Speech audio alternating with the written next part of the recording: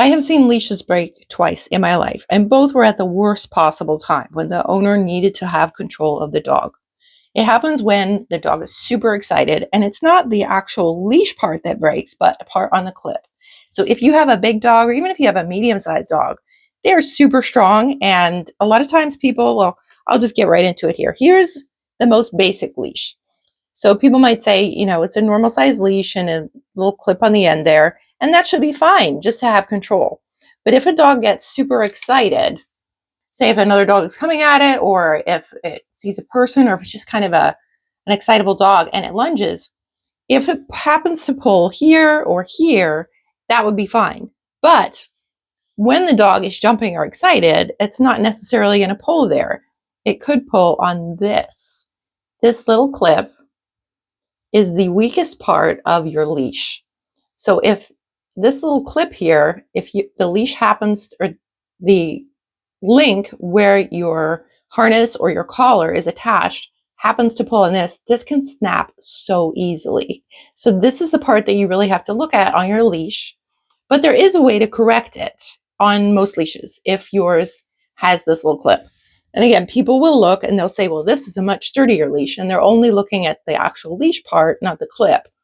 So the leash part on this one is a lot sturdier than the red one, but the clip is just about the same. It actually might be even weaker. So you can see how far it goes down. So this one might not pull out because it goes down a little bit further, but it's still not ideal. It's not the strongest thing that you could have. The next one here I have is for large dogs, and it's a very sturdy leash. This is one I actually used for many years before I saw other similar ones break. And this one, you can see that where the clip is, well, if I get my finger out of the way, you can see that where the clip is, it goes down a lot further. The pin itself is a lot sturdier looking, but it still might break. So how might you be able to fix this? Well, you could get a whole new leash. These ones are actually very inexpensive. And what this leash has, there's some that have carabiners, like the climbing. It's basically a climbing carabiner, but put onto the end of a dog leash. So what this one has, there's some that have just a hinge like this, and that, it could pop open, who knows? But what this one has is a little screw thing here, so that once it's on, that's not going anywhere.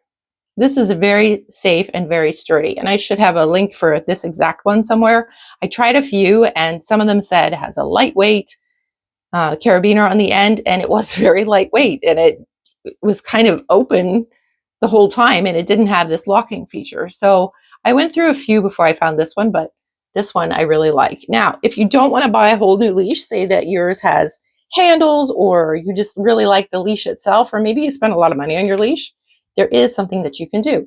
You can take your leash, and then you can buy, let's see how I can get it here. You can buy one of these. This is a 2-pack of actual carabiners. And again, there's many different types. I bought a couple different ones, and some of them are super cheap and I didn't like them, but this one is very good. And it doesn't have to be, there's some that are super expensive and they're even stronger and sturdier than this, but I liked that what I can do with this one, which I'll show you in a minute. So this one, it's very sturdy, and it closes and it doesn't wiggle. And at the closure, I don't know if you can see that in there, but at the closure point there, I don't know how to describe it, but it's very sturdy and it will stay shut. So what you can do is you can take your leash, if this part here has an opening. Now, what I've seen people do, unfortunately, when I tell them about this carabiner sometimes, is they'll go, oh, okay, well, I'll just put it here then. And then they attach it to here, which, yeah, that looks so sturdy, right? But it's still then only,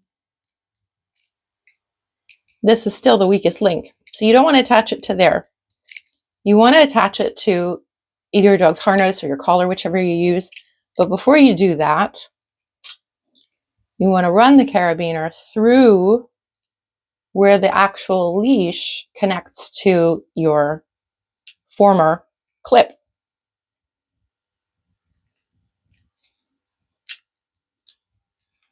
And then line it up with the clip. Might be the same length. Hopefully it is, then it's easier. But what I've done then is I actually clip both of them.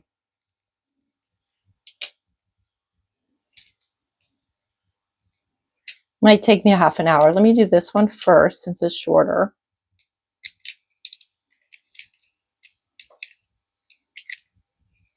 And then put that underneath.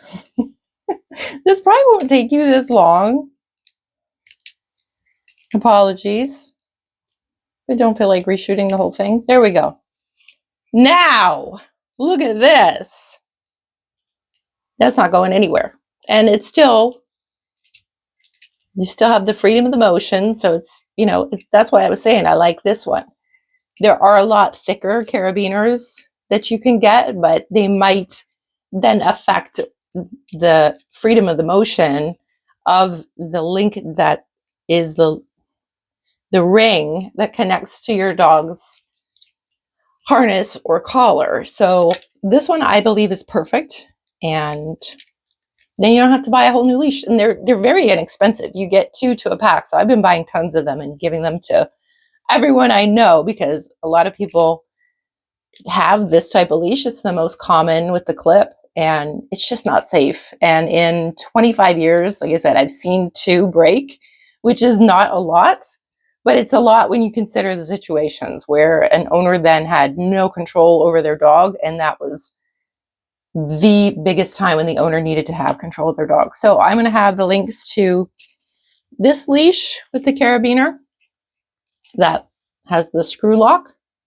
and I'm also going to have the link to these carabiners so that you can make sure that you and your puppy are super safe. Thank you so much for watching.